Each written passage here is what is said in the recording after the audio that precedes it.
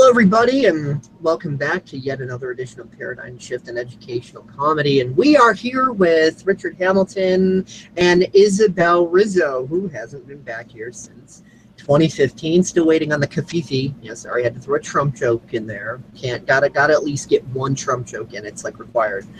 The Hillary jokes are too raunchy. You know, not that raunchy's bad, but we're not going for raunchy right now. Anyway, so before we actually got around to hitting the start broadcast button, because we had a little bit of pre-broadcast conversation, there was a good point that Isabelle was making, that if you want to be your most authentic self in every moment, which will increase your productivity like a son of a bitch and decrease neurosis like crazy, is understand that you are 31 flavors and then some all at once, and your moods are going to ebb and flow and shift. And as long as you're not doing the appeasement game and you're in alignment with yourself, that yes, being authentic is a complex structure. It's not this simple thing like, okay, just do these 3 steps right here and you're authentic, you're all good. No, it's not about that. It's about accepting that the authenticity can take on a life of its own, similar to how your car is its own thing. You're not literally the car, and you're not out and back pushing the car, but your responsibility is to be the driver. And when you know that your responsibility is only to be the driver, then you can let the car be the car all on itself. So with that same thinking, if you let yourself be the driver of your own life, then you can let the rest of all the aspects of you and your life authentically be exactly as they are, and shift and change and ebb and flow, just like traffic shifts and changes and ebbs and flows. It's the same thing. And in the last couple of years, I think Isabelle's, from what I can tell, has been getting a lot of practice with all of those things, and I'm curious to know what she's been up to, because 2 years is a long time, especially when you're as busy as Isabelle is and has so much going on and there's so much to tell. So I'm going to shut up and let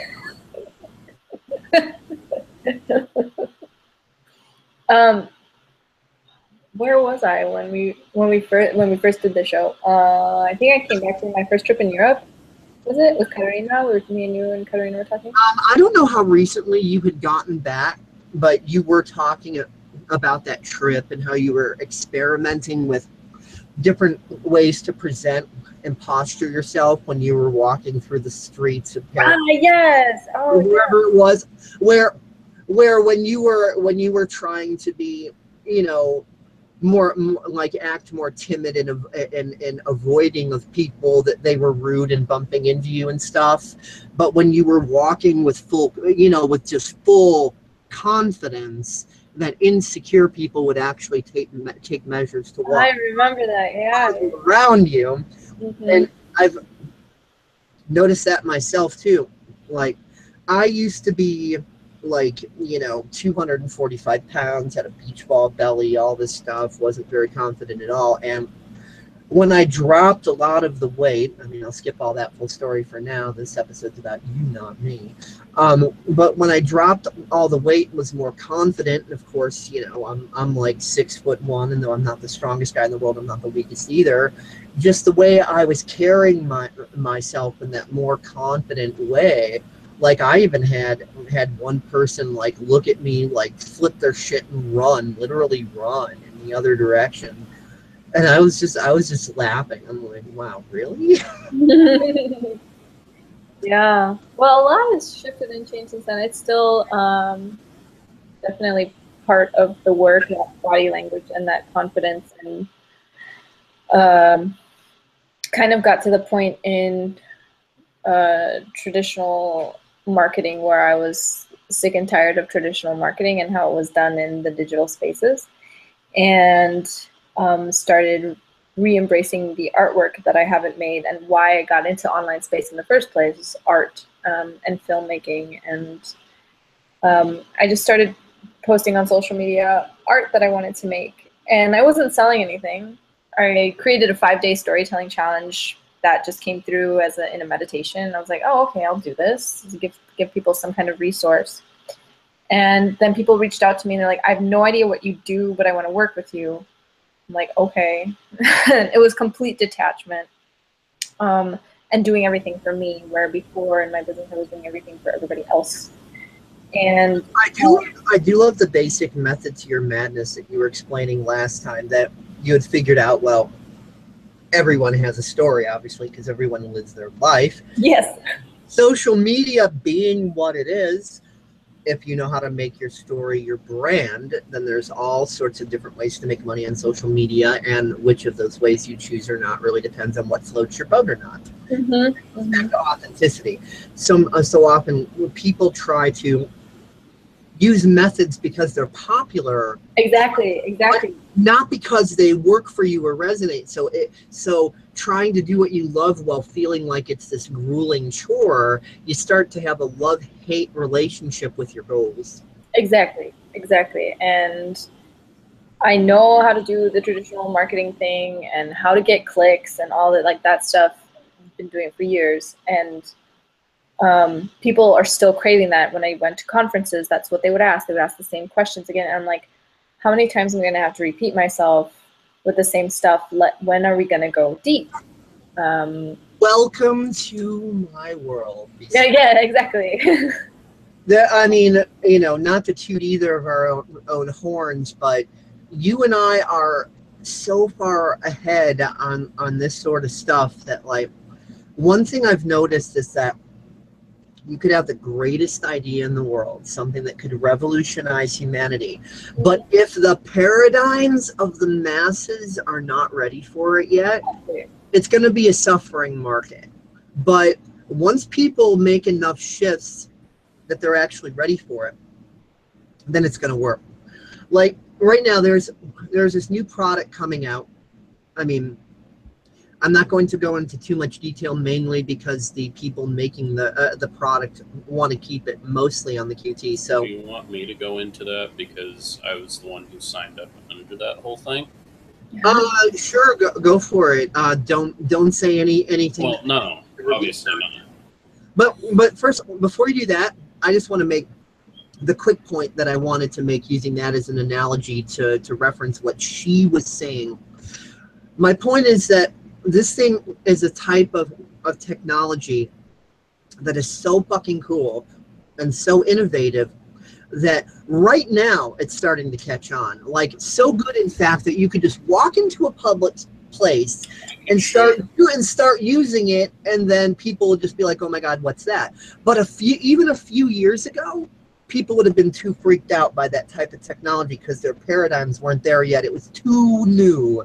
It was too unfamiliar. It was too foreign. So even if it's great and revolutionary, if the minds of the masses are not yet mature enough, you know, to handle it.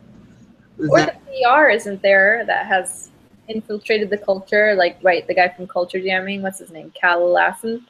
Or I forgot his name. But the Culture Jam Adbusters guy. If you don't put it enough in society, then the majority of people are not going to see it as a welcome thing. They'll see, what is this weird thing? And we'll see that even with the trends in biohacking, that biohacking now is becoming more and more norm, when years ago, and it's still kind of fringe, but it's not 100% fringe, becoming a little bit more norm, like biohacking light. But I think the advent of Black Mirror definitely has brought up some conversations around technology and how to be conscious of the use of technology. And what is Black Mirror? See, it's not even known here in this circle. So Black Mirror is this really great dystopian Netflix. It's not even dystopian. It just has you think critically about how we're using technology and the future of technology on Netflix.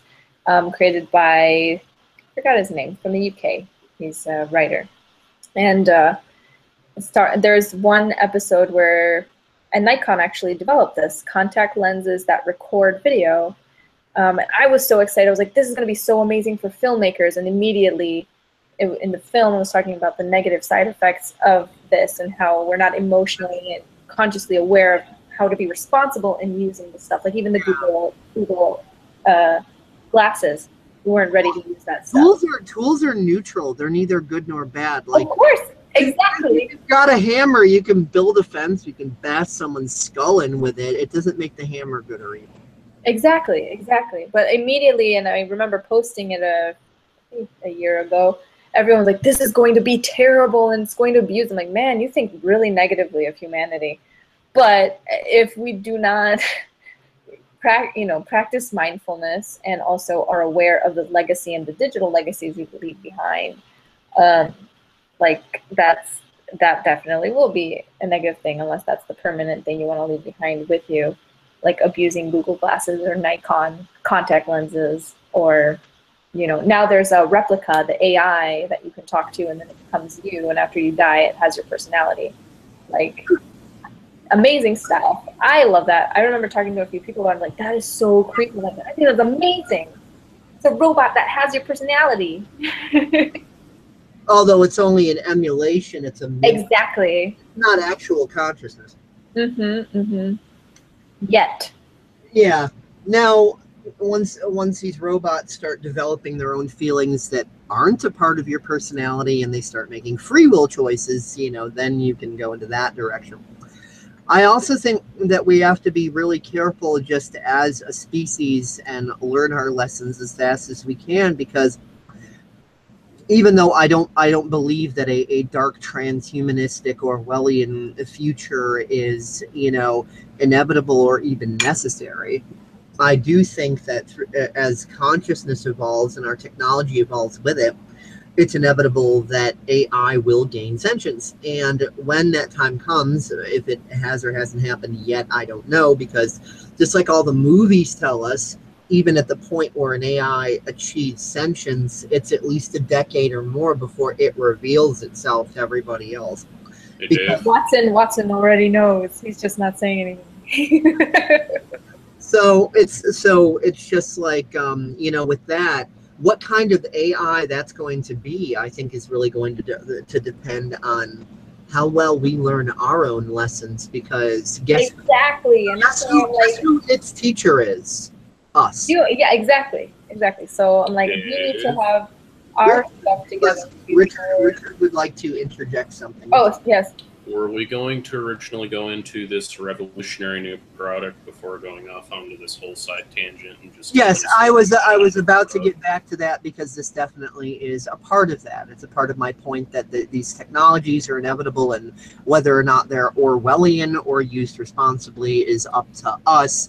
Just because the so-called elites might be putting some of this stuff out doesn't. I was just about to say, do you want me to go ahead and show that 60-second video that doesn't go into any details about what it is, but it at least shows what it is? Go right ahead. I mean, there's nothing that's going to third-party match or anything, I don't think, so you can just go ahead and do a quick screen share and just give us that 60-second little thing. And Isabelle, if you're intrigued by what you're about to see, I'll have that conversation with you in more detail over a cup of kafifi. And maybe even Donald Trump will sit down. No, come on. I can ask him then how his hair got to be like a head of corn. I mean, Trump just knows how to do good. I mean, Trump just knows PR. He knows how to get attention. I don't trust any politicians. I don't trust the system. I don't see that as a negative thing. I see that as just, hey, I see it as a system is a system. So go and master the system, and then go inside, take a few screws and nuts and bolts out, and then watch how it'll collapse or something else will. Totally learning to take personal responsibility. So let's both you and I mute out for a moment. Okay.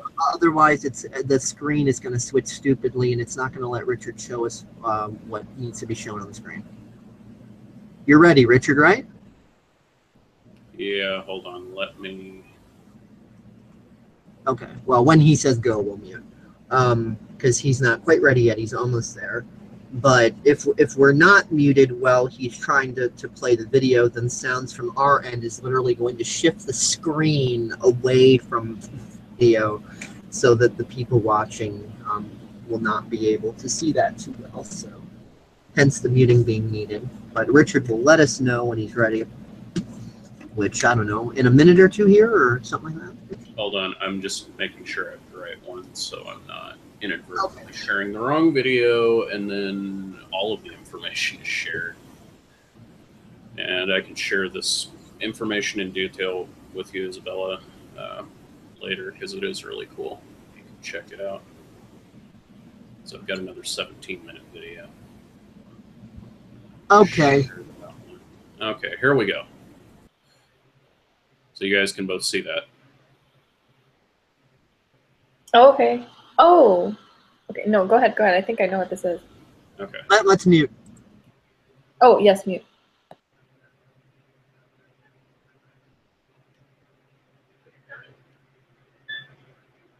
Okay. And now let me grab my Visa. With the same card. Let's see if this works.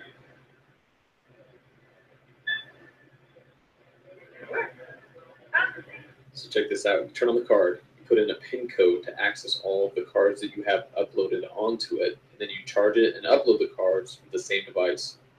Yeah, let me just activate this really quick. Sure. Oh God, what'd you do? Oh, yeah, turn it on. What is this? Because I've never seen it. Oh my gosh. And it has all your cards. Oh, yeah. That's unreal. That's dope. I've never even heard of that. Wow. Yeah.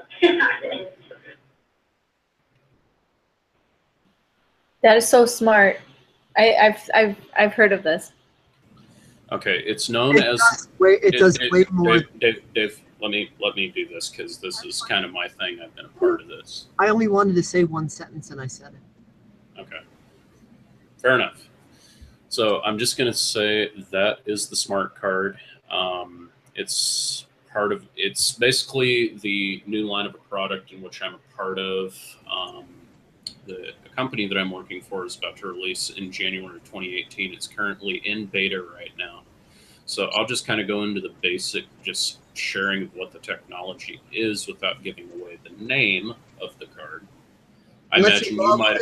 You love looking at my big balding head. You might want to disable screen share or minimize. Yeah, I just did that.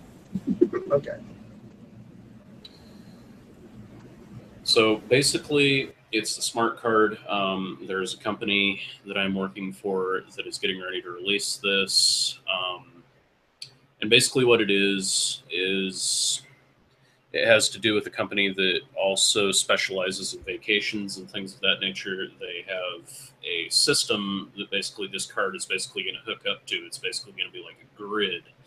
So basically you can use this card on everyday purchases, multiple cards on the same card that basically send points to an account that you have that you can basically then reapply towards vacations. You basically have the freedom to live the life you want, and you can basically book trips through this company. It's basically membership only prices, and you can take the points that you make or the bucks and all of that stuff and put that towards vacations, specialized member pricing vacations with the card. You can do it conventionally right now, but it's a lot more tedious because you actually have to have each card individually set up with the travel company, and it's kind of a pain in the ass. But with this card, basically, it's basically the akin to the iPhone in the pre-2007 launch phase. It's basically, once this card goes active, it's going to be a big hit, and you can even get the card without being part of the vacation program and all of that stuff. You can just have the card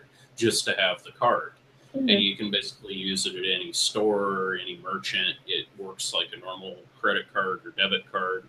You can use your, you can have your Discovery card, your Chase Ink card, your Chase debit card, whatever. I love debit things card that save space like that. Yeah, so you can have in credit card form. Yeah, totally. Yeah. I'm not ready to, this sign up under it yet, but I know eventually I will. And I'm The only concern with it is when because when you lose a credit card, then you have to call the credit card company. And then when you lose this one, let me go into that. I wonder because I was looking if there's like some kind of security measure like how on smartphones now. That's what I figured.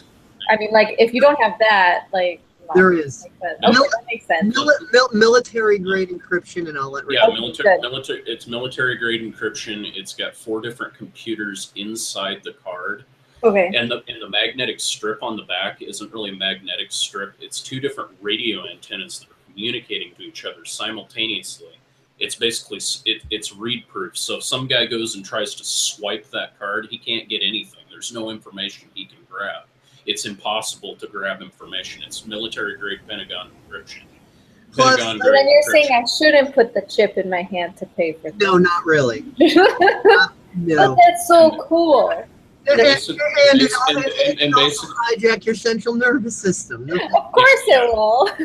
Yeah. Or basically the George Orwell 1984, we're all zombies standing in front of the screen, Big Brother. No, it's essentially, so okay. In the worst case scenario, like say some guy grabs your card, he gets his hands on it. Mm-hmm. Oh, no. And he dropped out, but I know where he was going with it. I'll finish this thought in the meantime. Yeah. So he gets his hands on it, right? Well, the card is configurable via smartphone and or web browser, that sort of thing. So if your card is stolen, you can log into your configuration and book all your card information. Okay. Plus, there's a pin.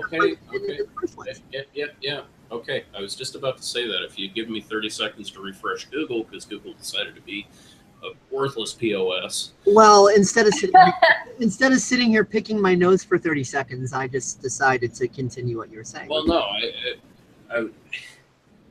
That's okay. I got the gist of it. If that had happened to you, I would have let you. I would have been patient. Would have let you log. I got the gist of it, which I think is really cool and very efficient. If somebody steals the card, basically you can go into the app that controls the card. You can basically wipe all your data, and basically the robber will sit there and he'll try to swipe it at a machine, and it won't do anything because you already killed it. Kill switch. Plus, not to mention, once these things are fully popularized, with supply and demand, the more there's demand, the supply gets cheaper because things are being manufactured and put out more in bulk. So eventually, like this card's like around $100 right now, it'll eventually get down to like $10. It'll get to the point to where it's like $10 retail and $5 used on eBay. You know what I mean? So it's going to get to the point where if you lose the card, so what? You've already got a spare that you bought on eBay for $5. Who gives a shit? You know what I mean? The card, eventually losing the card itself or not, will be as trivial as losing an 8 gig flash drive that has nothing on it that you can get for $5. You're not going to care because it's the data that's important, not the card itself. The card's easy enough to replace. And the thing is, with these smart cards, it'll be like smartphones. So, like, say if you still had an original 2007 Apple iPhone that got stolen from you, and you happen to have the latest, iPhone or Samsung or whatever, the Galaxy S8 Plus or the S8, and somebody steals your original iPhone because, I don't know, you like using an original retro iPhone, it kind of sends you back a few years. It's kind of like having an original Apple 2003 iPod, one of those original big old white bricks, it's kind of along the same lines. Well, if somebody, say, were to steal it, and run away with it or whatever, it would be like, okay, whatever. I could go online and probably find an original 2007 Apple iPhone, probably from somebody that's in really good condition used, and probably pay $25 for the thing. It's no big deal. They churn millions of them out. They're there. It'll be, like Dave's saying, it'll be the same type of thing because, this is just kind of the Model A of smart cards. Yeah, it's in beta right now. So yeah. So this is the original. This is kind of the original patent test run. But, as time goes on, smart cards are going to get more advanced, better. You're going to be able to change and customize more. Imagine eventually, I was even thinking of the idea, not only have your background picture, you'll be able to have your profile picture on the card, but you could actually have like customizable card skins. Because we all like sometimes having that card that's got the Disney character on it, or some custom background. Just so you have something. That would be cool if the whole thing in the front and back was an LED, and exactly. And you assign an image file. Exactly. You could have the same background that's on your computer on your card, And then if you get tired of that background, you could just swipe it, and you could swipe it on your little hockey puck that's connected to your computer, and it's like download a new background image onto your card, and it's just there, or inserted into there's a little hockey puck charger that it comes with, and basically what it is you swipe each card that you want to put on to the card. But what would be really cool, is later on, they have a little USB plug-in or whatever, you just stick it to the puck, and then it accesses it like a local file drive. You can basically upload any profile picture you want, or even hook it up to your smartphone and upload any profile picture that you can think of imaginable. I think it would be a fun avenue for different artists to make unique designs, and then playing with some kind of innovative technology on LEDs or something like that. I immediately see, well, the cultural ramifications too of like, I think, right, Chicago and gangs and like affiliations and like philosophies, and if like, you shine this card, like, oh, he's one of us, or she's one of our tribe, like how tribalism would manifest itself using these cards. Look at my card graphics, motherfucker. folk. Oh, you people, I'm going to shoot you now because you don't got. Because that's how we currently identify ourselves. We identify ourselves with the clothes we wear, with the way, like we talked about on the other 2 years ago, about the way you carry yourself, and every aspect of you and what you're wearing, the clothes, your hair, whatever, are all or lack of hair. Or lack of hair. They're expressions of you, and they are sending a message and a story out into the world. So this will be another really cool thing to express that. Rub my head and watch the genie come out of my mouth. But one thing I was going to say earlier is that even though I'm not directly like signed up under Rich to sell the cards and all that just yet, I'm positioning myself to be. Because he already is, signed up on that. Any cards he sells, he'll make money, this, that, and whatever.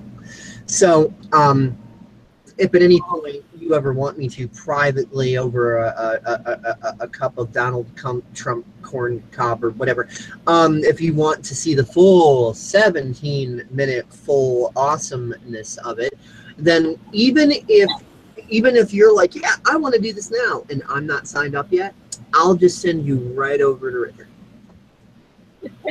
Be more than willing to show you the 17-minute video. It's awesome, and I'm friends with a couple of people in the company that are high up there that are making, like, one of them I think is making like 7 or 8 figures. He's doing really well for himself, and then the other guy that I know, who I'm Drop out again. Well, it's the wave of the future, and the Futurist Society is in Chicago, so I'm sure they're in on it. Yeah, but as I was saying, even if by the point you want to sign on, I'm not ready for you to sign on under me yet, you can just go direct under Richard, because I'm going to be signing on under Richard anyway. But anyway, I was just about to say, until Mr. Multi-Trillionaire Google decided to cut me out of the butthurt side of the force. I know 2 people within the company. One of them, I was just about to say, who I'm better acquainted with, who's working his way up to being really well off in the company. But he's basically living, very comfortably. He travels all over the country, travels to different parts of the world. He goes to these big group meetings that the company holds where they discuss finances and all of that stuff. And Zero finances and what that's going to look like. He'd be more than thrilled to meet somebody like you, and just expanding the network, expanding communication, getting to know new people, getting to know people who have a passion for that stuff. Everybody's got a story, and it was kind of you guys were talking about personality like a few minutes ago, and I was just thinking to myself even before we got on the conversation.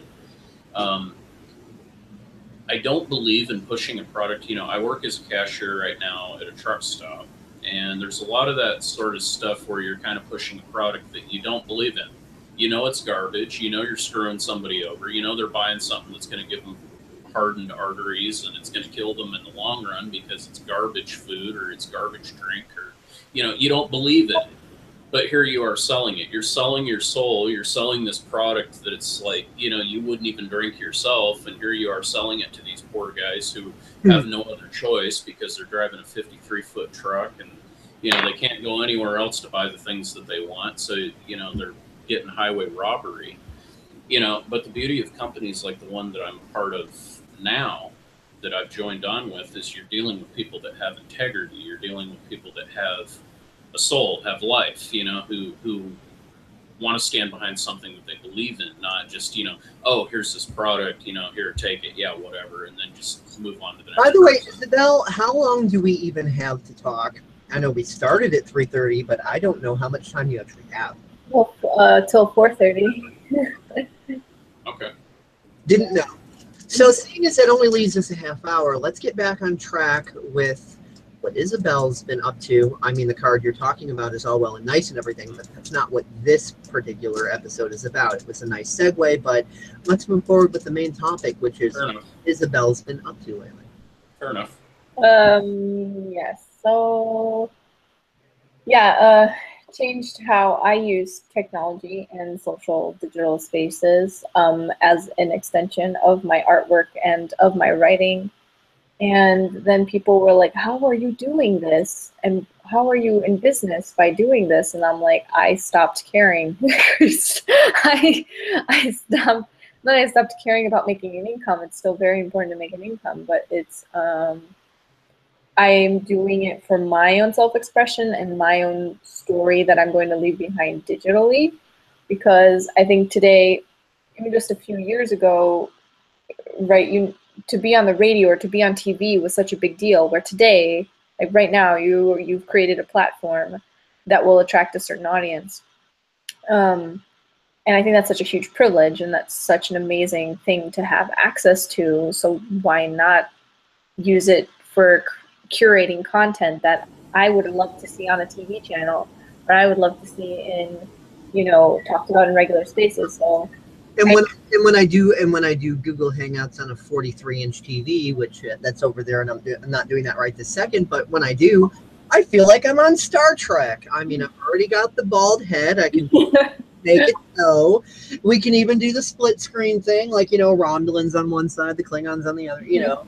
So it's like I feel like Star Trek has become real in many ways. Absolutely, it totally has, and I think, you know, how amazing that is that anybody now can have a global audience. And that should not be taken lightly. Also, everything that you post online is permanently there. So if you Google me, you can find all of my stuff all the way back from 2008. And you'll see everything. Like, people ask me, oh, who are you? How did you get to where you are? And da-da-da. And I'm like, well, you can Google me.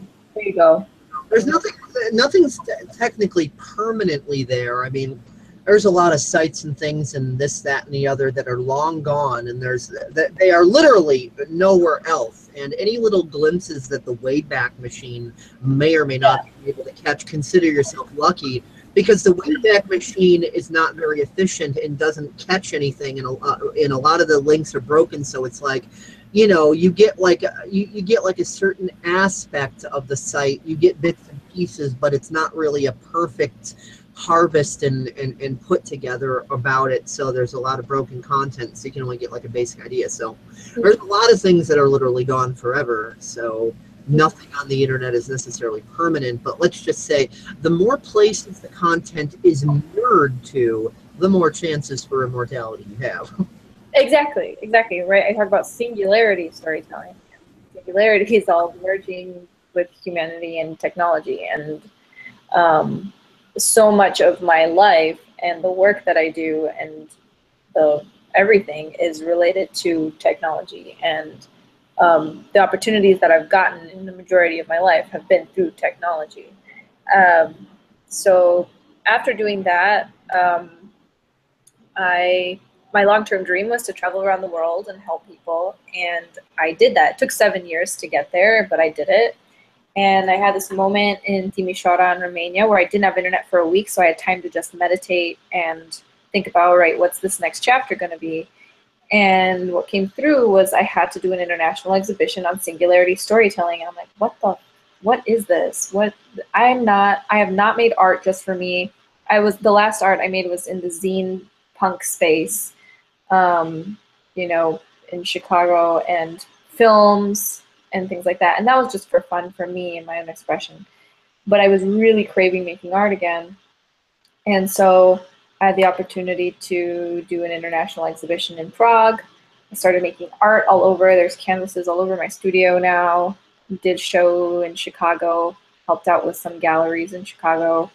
Started making art again. And now the art is kind of transforming into advocacy work for abuse survivors, which I also had resistance to, just like I'm having resistance to the art. That I was like, I'm not going to make art. I'm not going to be an advocate. Well, we're all still partially addicted to that misery crack and get a bit triggered. So I've noticed a common phenomenon is disliking what you like and liking what you dislike, and wanting what you don't want and not wanting what you want. Like, oh, like you know, it's like, imagine a circle. Here's your comfort zone. Imagine a bigger circle. Everything in this outer ring is all of your loves, your likes, your hopes, your dreams, everything that you want, your goals are all in that outer circle where you're currently not. And in order to get there, you have to continue to expand that inner circle, because if you keep it contracted and go, oh, no, I was never taught how to use my frontal lobe. I was only taught how to have a neural network-based, software-based fucking lobotomy where I'm retying the broken shoelace over and over again because that's all I was ever taught how to do, and I'm too terrified to have new experiences. You know, that's a very common thing. It is so incredibly common.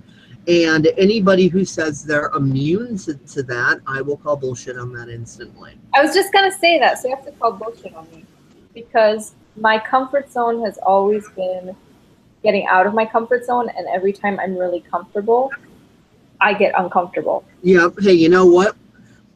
The type of guy I am, with the personality I have, completely defies all of the societal norms. And let's face it, it's a common thing with women that guys are just kind of seen as the enemy. Not because they want to. No girl, well, except for maybe Trigglypuff social justice warriors, but no girl typically wants to see men as the enemy. They just keep having these reoccurring experiences that are not very good with men, and they don't realize that if they lock those experiences down to being the single only reality, then they will literally be blind to all the nice guys out there. And I'm not talking about romance or anything. That's another stereotype. Believe it or not, some guys, like, take for example, I think you're a really cool fucking person, and you're in the Chicagoland area, and it would be cool to make a friend of you. Why? Because you're cool as a person, and it would be cool to make a friend of you. I don't want anything romantic with you. I don't want sex with you. I don't want any of that. But girls think, oh, well, he has a penis. He's automatically guilty. That makes him guilty. So I'm going to define him now. He has to want sex. He wants to use me. He wants this. He wants that. One thing I've had to learn in order to be able to change that dynamic with what women think of me because of what they think of guys is just completely defy it with being who I am and just being like, hey, you can think that if you want, but just letting you know, I'm not obligated to take on your psychological projections. If you want to think I'm this, that, and the other, and you want to define me, that's your problem. That's not my problem.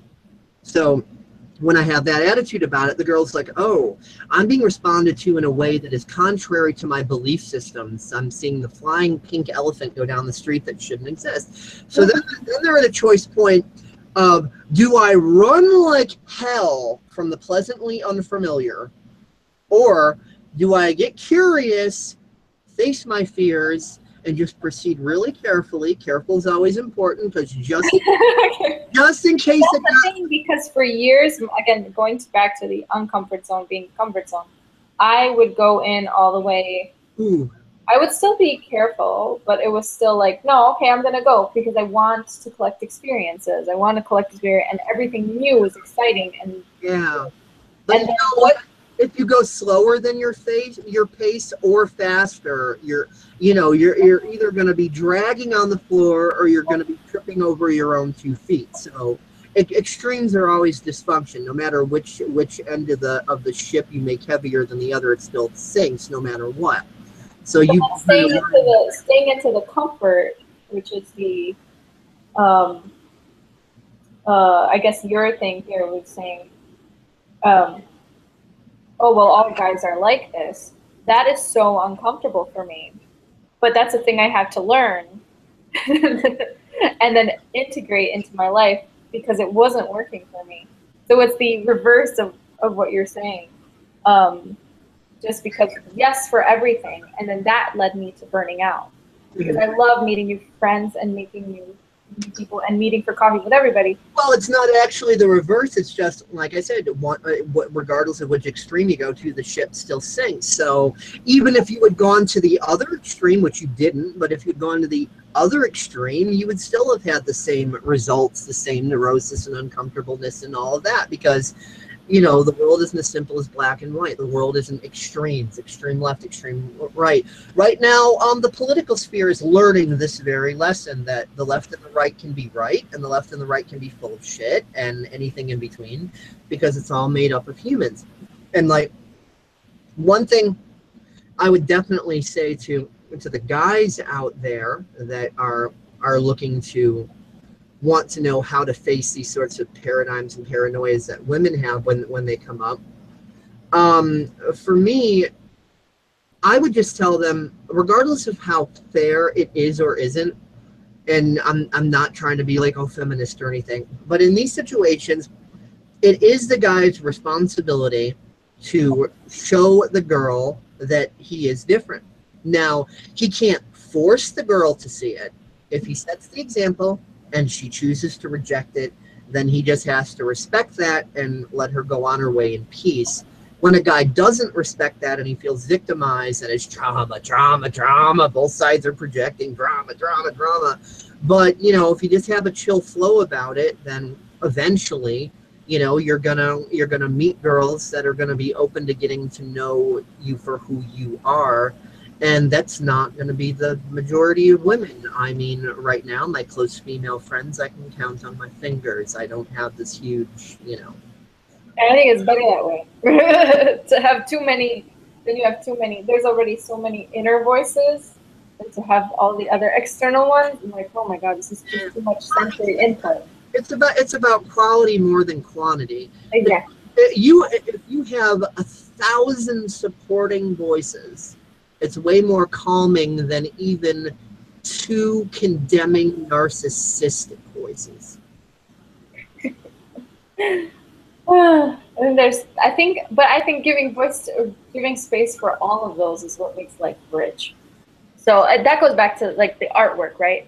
And so what I was noticing, then it kind of turned into a science experiment. People started reaching out to me saying, what do you do? And I'm like, I'm just telling stories and I'm doing my writing and art. Mm-hmm. And then people were asking for support in different ways. And the Singularity Circle was born. And then some people were asking for extra support. The Singularity Storytelling Involvement Experience became a thing. I used to be latched into that whole trap of like, trying to get everybody to like me and feeling exactly. And I was just like, I did something wrong when they didn't like me. But now I've learned, and what I've learned has now become my new preference, like my solid new preference, that my friendships with anybody, whether it's a guy or a girl or who it is, my friendship with anybody, I want it to develop naturally or not at all. I don't want to waste my time or theirs with trying for fake friendship. I just want it to develop naturally. And I think that like, if a romantic relationship is going to develop with a girl, that should be developed naturally out of the friendship on its own. And if it's going to happen, it will, and it'll happen mutually. And if it's not, it won't.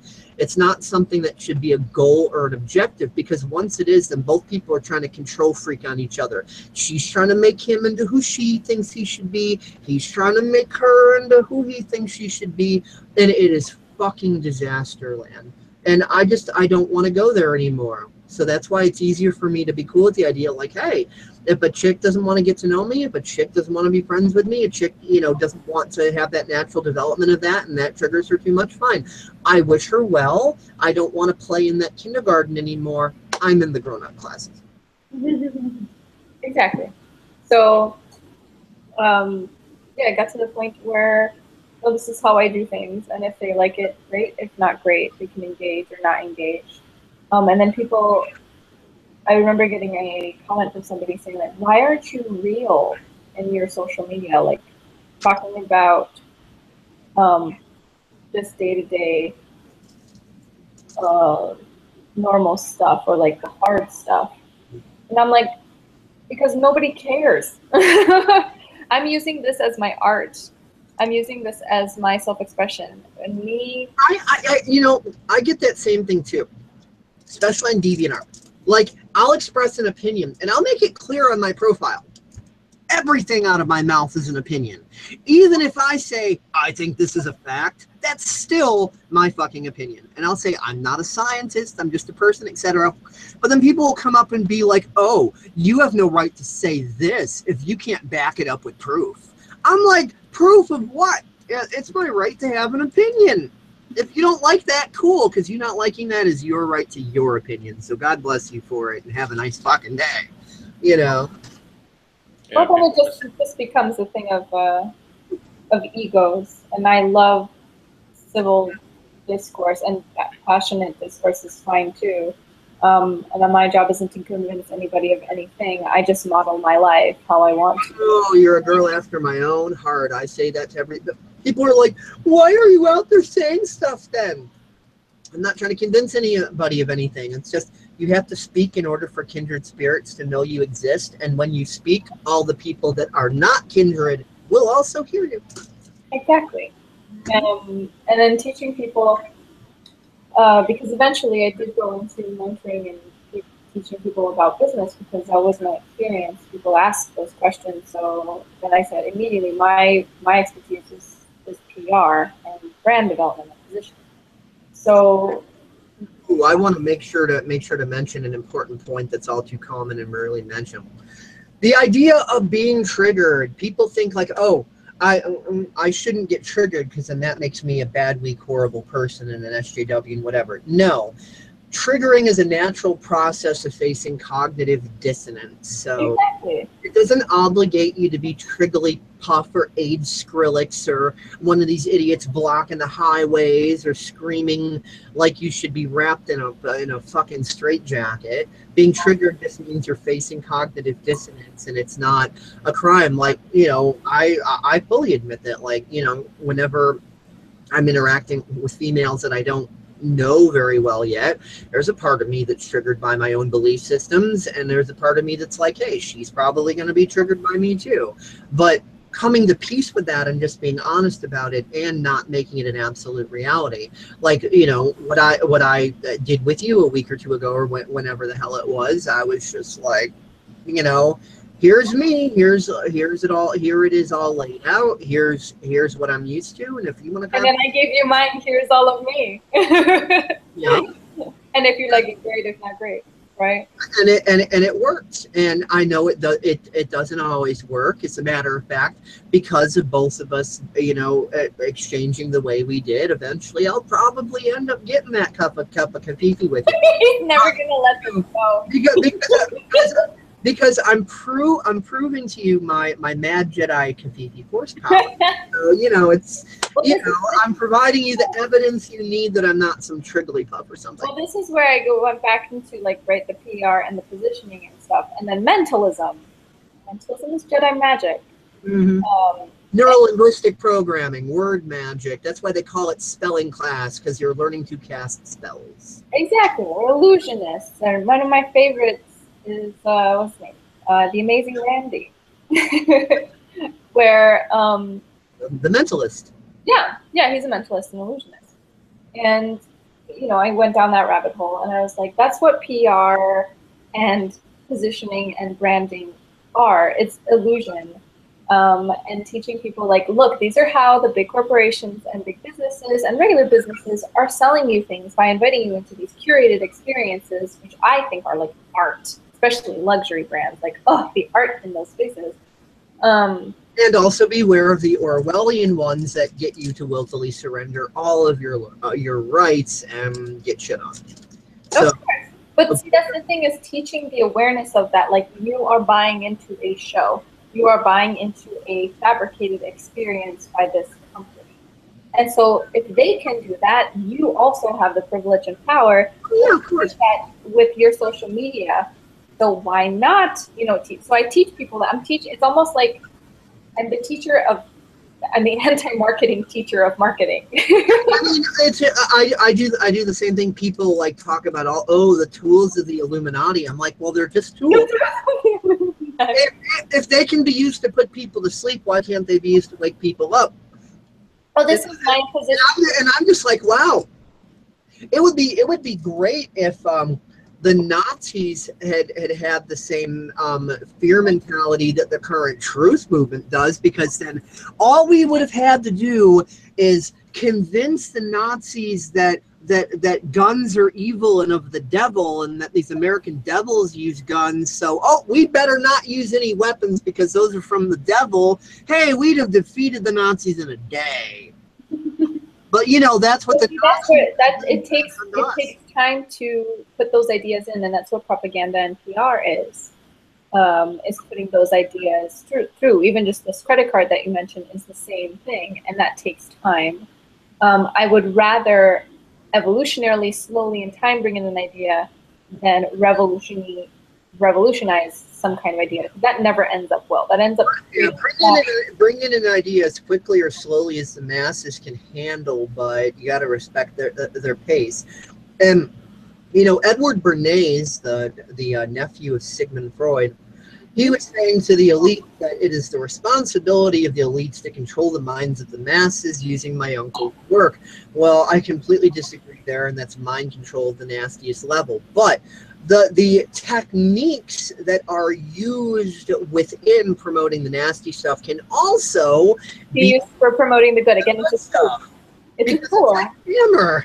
It's a methodology, and it's a tool, and that's all it is. And that's why I'm teaching people the methodologies of PR and this, growing up with the background of communist Romania and having that here, and then being here in capitalist America, where it's basically the same thing, except here it's a little bit more colorful and people are not aware of what's being told to them. Yeah, oh my God, like what you just said there needs to resound throughout the whole internet, especially I'm pretty sure you probably have the idea of what that flag represents in a yes, I was going to ask, but then I was like, I don't know if I want to go down that rabbit hole. No. As Dave Kelso knows full well that I'm as much of a capitalist dog as anybody. I fully love the American Western market. I mean, you know, what kind of communist, quote unquote, I've had people, you know, label me like, oh my God, hammer and sickle, communist, better dead than red. And I'm like, no, whoa. No, I know that flag right there has been responsible for many deaths in the Cold War. Very many thousands of people have died under that flag. I just like it. I don't know why. It's weird. It's a pretty color, you know. You would probably like the Communist Museum in Prague. You know, I just view it in the sense of like the biblical account of like, if it gets hijacked, reclaim it. Oh, I know that sounds weird. You know, a lot of people go, well, why would you want to reclaim that? Hey guys, it's about 5 minutes till she has to go. So I think we need to start moving in that direction and let her tell us about all website links and whatever else where people can reach her, that sort of thing. It's kind of coming on that time. Oh, okay. Yeah, so PR, positioning, branding, teaching people that stuff in online and offline spaces. A lot of fun social experiments and social practices with the artwork. And I've been doing it for a long time. It's just now I've actually, you know, have merged all of my interests together, and actually I've had experience running a business for 8 years digitally, and now kind of bringing that full circle also into advocacy work and things like that. Because advocacy work is also putting ideas and things in people's minds so that they. IsabelleRizo.com? Yeah, it's IsabelleRizo.com. It's ISABELLERIZO.com, and people can find me all through. Yeah, they can Google me and they'll find all my stuff. The Singularity Circle is open until August 15th. I open it up every quarter. And I partner people to go like, how can you use social media consciously to tell a really good story that invites people into your world? And if they have a service or product to sell, which typically they do, how to position themselves so that they are able to attract. There's something that I would love to do.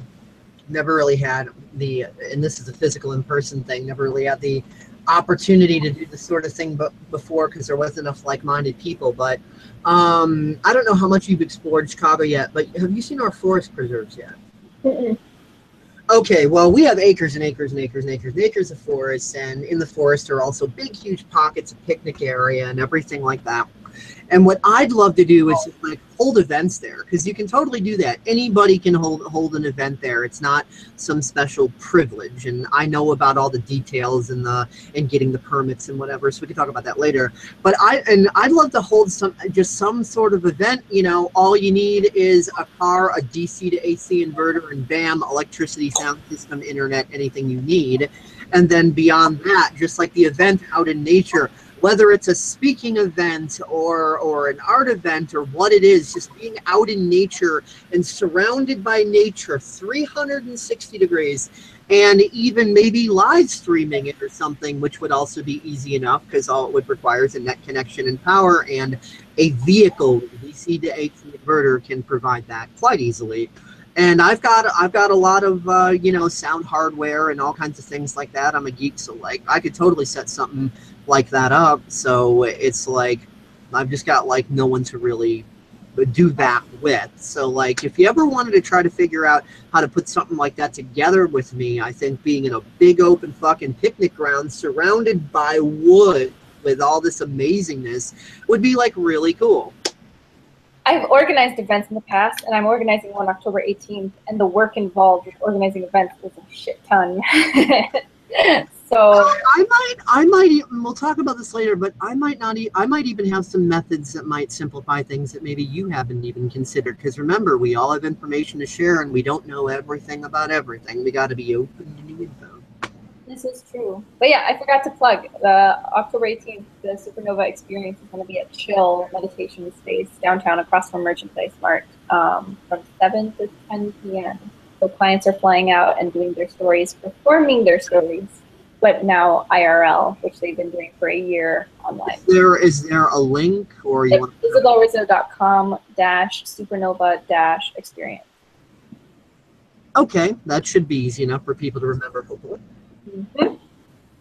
Alrighty, so one of these days, let's have a phone conversation or something soon, or a cup of kaffifi or whatever, and let's figure out what we can do, and let's figure out ways to simplify things so that they're not big, monstrous, all time-consuming nightmares of coordination. Let's do some efficiency work and see what we can do to make things easy and simple and still get the job done. That sounds really good. That would be a good conversation to have with you, and I look forward to that in the future.